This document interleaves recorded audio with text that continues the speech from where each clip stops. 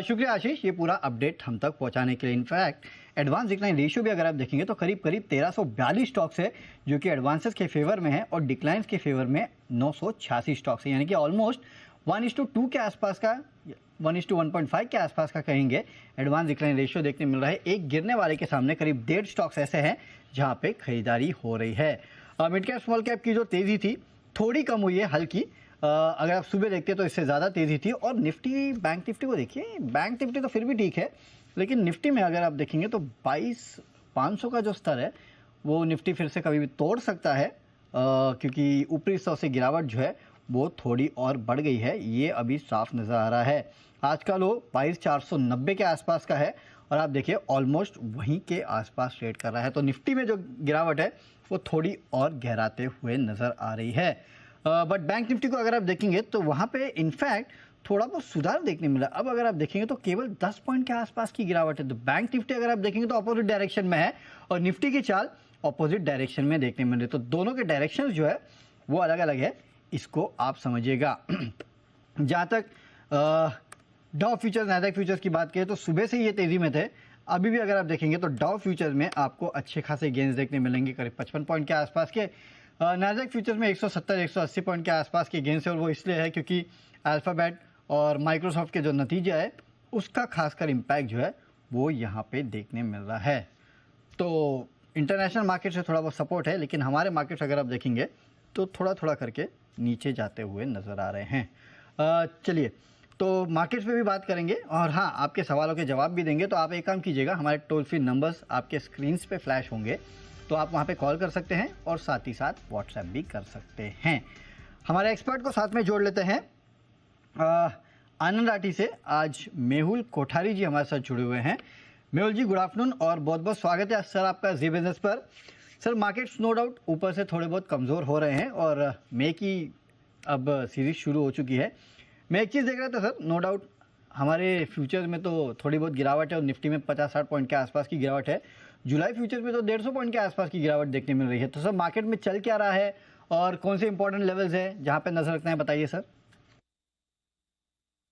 Afternoon Varun, देखिए Nifty, bank Nifty की बात करें तो इतना पिछले 3-4 दिन से हम देखें तो एक्सपायरी को छोड़कर कुछ ज्यादा खास मोमेंटम है नहीं। और हम इंडिविजुअल स्टॉक्स की बात करें तो बहुत ही ज्यादा अच्छा अपॉर्चुनिटीज मिल रहा है। तो मुझे लग रहा है कि यहाँ पर थोड़ा सा पॉजिटिव मूड तो है मार्केट का, बट इंडेक्स स्पेसिफिक थोड़ा कंसोलिडेशन चल रहा है और ये चलते रहेगा बिकॉज अपसाइड पर थोड़ा सा प्रेशर रहेगा जो ऑल टाइम हाई है वहां पर। और ओवरऑल हम देखें तो रिसेंट जो लो था वहां से 78.6 ऑलमोस्ट 78.6% ऑलमोस्ट रिट्रेस कर लिया है मार्केट ने। सो इस वजह से थोड़ा टाइम वाइज कंसोलिडेशन चल रहा है मुझे लगता है। बट साथ ही साथ इंडिविजुअल स्टॉक्स जो आउट परफॉर्म कर रहे हैं उसका सिलसिला चलते रहेगा। मिड कैप स्मॉल कैप तो अभी जस्ट फिर से नए हाई पर आया है, जैसा आपने शो की शुरुआत में कहा, तो वहां पर ज्यादा अपॉर्चुनिटीज मिलेगी। लेवल स्पेसिफिक बात करें तो अभी के लिए 22,460 के आसपास इन स्पॉट वो एक अच्छा सपोर्ट है। अगर गलती से वहां पर आता भी है तो एक बाइंग अपॉर्चुनिटी बन सकती है, बट अपसाइड में भी मैं ज्यादा नहीं, 22,600 के आसपास का रेजिस्टेंस देख रहा हूँ जो कि आज का ओपन एंड हाई है निफ्टी स्पॉट में, तो वो एक रेजिस्टेंस रहेगा। उसके ऊपर अगर हम जाते हैं तो फिर नए हाइस की बात कर सकते हैं आने वाले वीक में। शायद से आने वाले वीक में एक दिन हॉलीडे भी है, तो देखना रहेगा कि आने वाले वीक में इंडेक्स में कैसा मूव आता है, but individual stock specific momentum चलते रहेगा। तो इंडिविजुअल स्टॉक स्पेसिफिक मूवमेंट चलता रहेगा और वो हमने देखा भी है।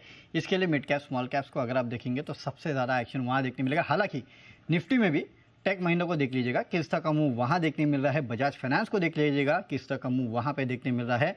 तो कोई भी खबर हो या फिर नतीजे हो, उसका बड़ा मूवमेंट जो है आपको काफ़ी सारे स्टॉक्स में देखने मिल रहा है।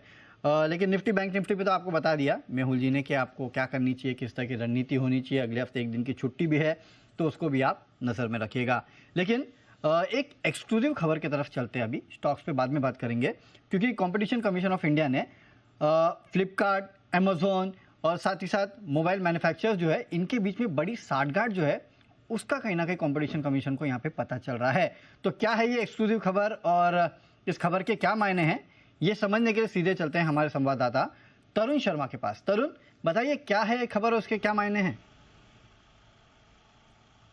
बिल्कुल, मैं बताना चाहूँगा कंपटीशन कमीशन ऑफ इंडिया की जो इन्वेस्टिगेशन विंग है, उसने अमेज़न, फ्लिपकार्ट और मोबाइल मैन्युफैक्चरर्स के खिलाफ अपनी इन्वेस्टिगेशन जो है वो कंक्लूड कर ली है।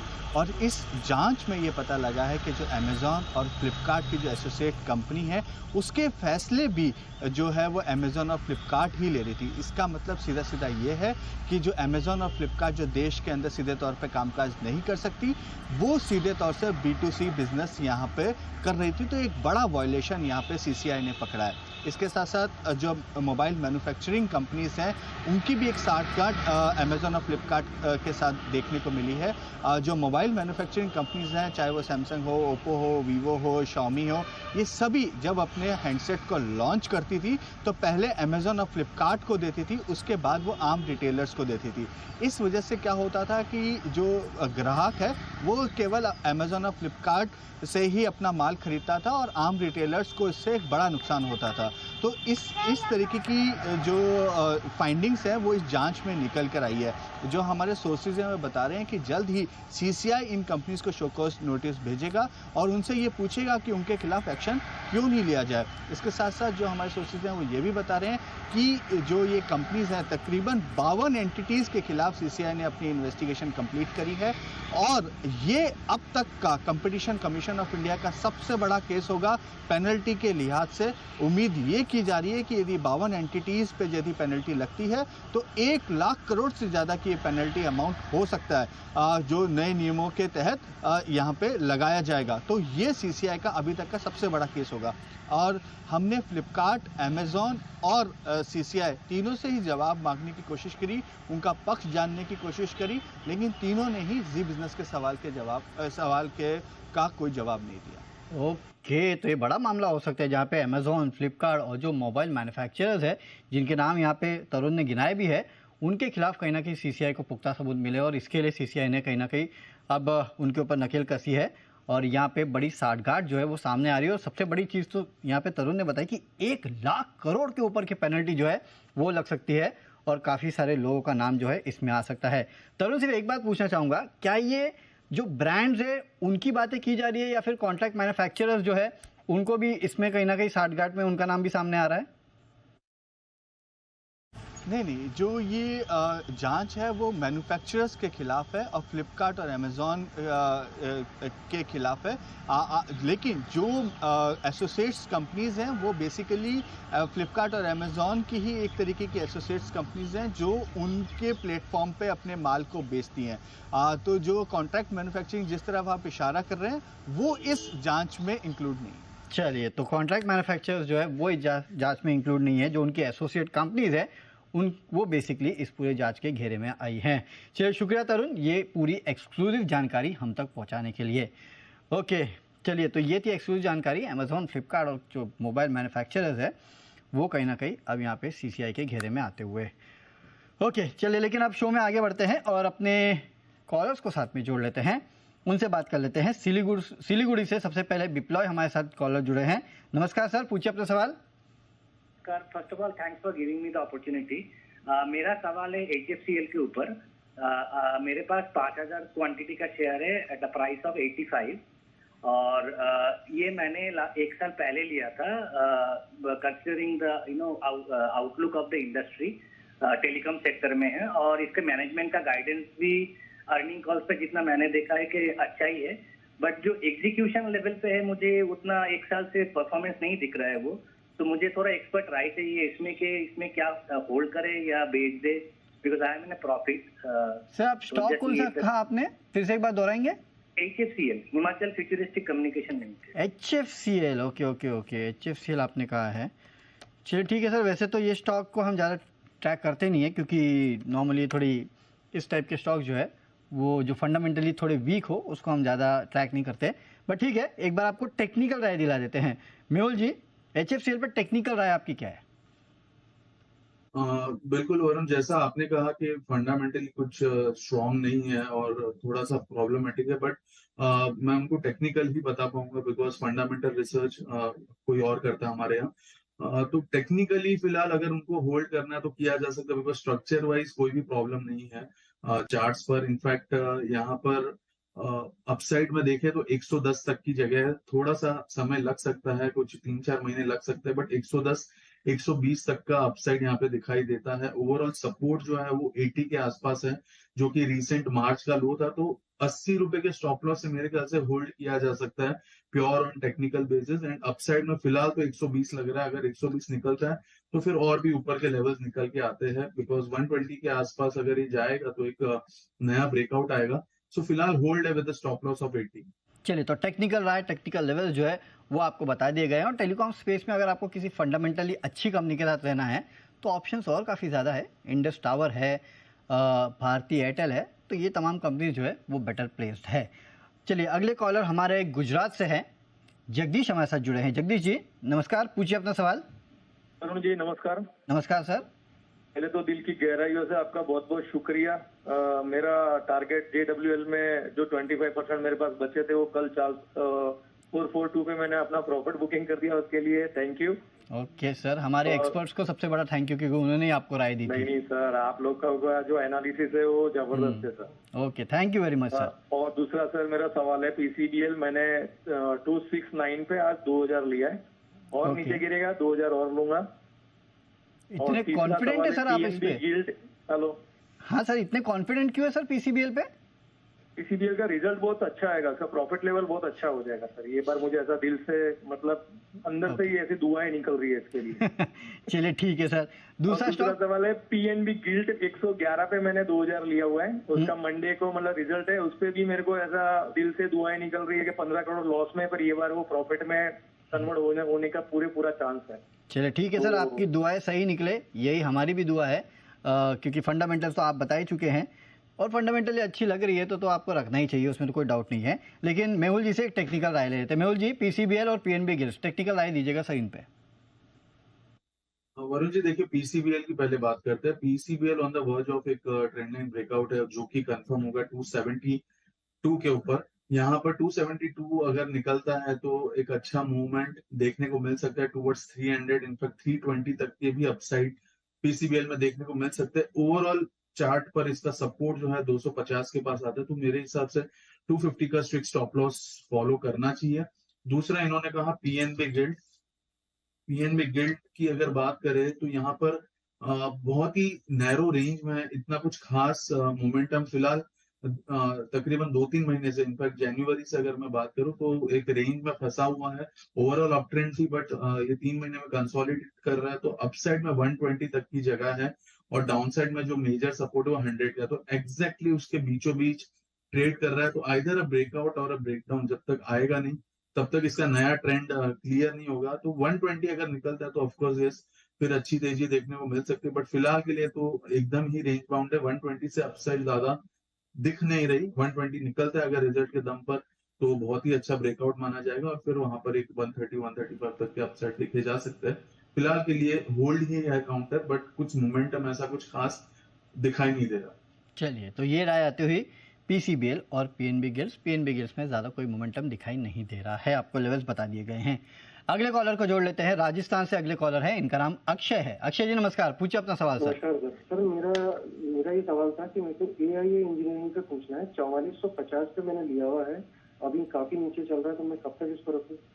ओके मेहुल जी, AIA इंजीनियरिंग 4450 पे इन्होंने लिया है, 400-500 रुपये का नुकसान हो रहा है प्रति शेयर का। क्या करना चाहिए, कब तक होल्ड करना चाहिए?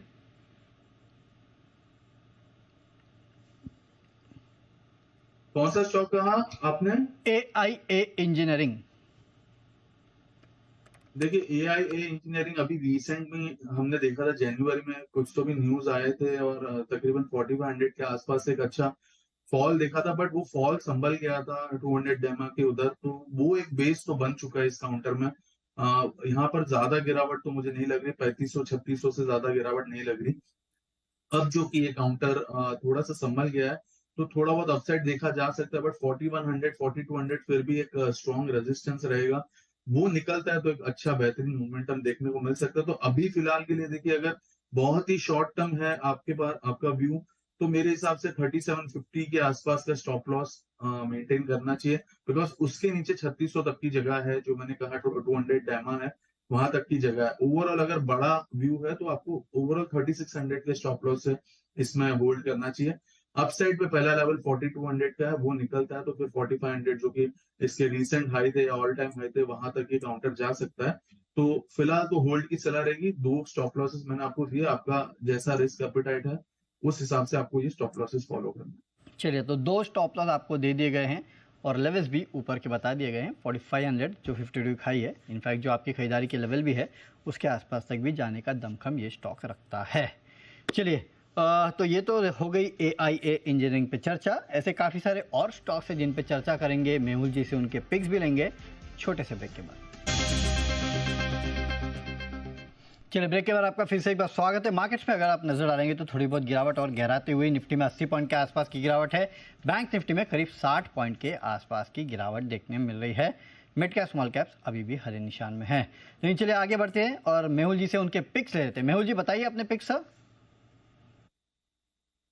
वरुण जी देखिए, 2 काउंटर है जो हमें पसंद है। First is Coforge. कोफोर्ज यहाँ पर 5350 के आसपास ये ट्रेड कर रहा है। यहाँ पर बाउंस के लिए खरीदना है। 5150 का स्टॉप लॉस रहेगा। 5750 का टारगेट रहेगा कोफोर्ज में। सेकंड स्टॉक जो हमें पसंद है that is Sonata software. Sonata software में एक बुलिश वुल्फ वेव बना है। 685 के आसपास ट्रेड कर रहा है। 655 के स्टॉप लॉस से इसको खरीदना है। अपसाइड टारगेट रहेगा 745 का। ओके, तो 2 स्टॉक्स है जहां पे खरीदारी की सलाह दोनों के दोनों IT स्पेस से है। कोफोर्ज खरीदारी कीजिएगा, 5150 का स्टॉप लॉस रखना है। 5750 के लेवल के लिए खरीदारी करना है। और दूसरा स्टॉक है सोनाटा सॉफ्टवेयर। यहाँ पे भी आपको खरीदारी करना है। 745 के लेवल की खरीदारी कीजिएगा। 655 का रखना है स्टॉप लॉस। वरुण जी, हाँ बोलिए। वरुण जी एक डिस्क्लेमर भी देना था, साथ ही साथ आज ही सुबह हमने कोफोर्ज हमारे क्लाइंटों को रेकमेंड किया है। ओके, तो चलिए एक डिस्क्लेमर भी आता हुआ मेहुल जी की तरफ से कि आज ही उन्होंने अपने क्लाइंट्स को कोफोर्ज रेकमेंड किया है, लेकिन यहाँ से अच्छी स्ट्रेंथ उनको नजर आ रही है। तो लेवल जो है वो आपको भी यहाँ पे मेहुल जी ने बता दिया है। तो 2 स्टॉक से खरीदारी की सलाह है, कोफोर्ज और सोनाटा सॉफ्टवेयर। चलिए, शो को रैप अप करेंगे और मेहुल जी से लेंगे विदा। मेहुल जी बहुत बहुत शुक्रिया हमारे साथ जुड़ने के लिए और इस पूरे डिस्कशन का पार्ट बनने के लिए। चलिए, इस शो में तो इतना ही, लेकिन मार्केट का एक्शन अच्छा खासा है, तो अगले शो के लिए बने रहिए जी बिजनेस के साथ।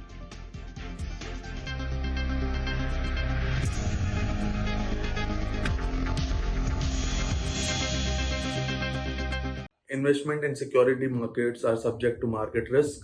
Read all the related documents carefully before investing. This data is from our research report coverage.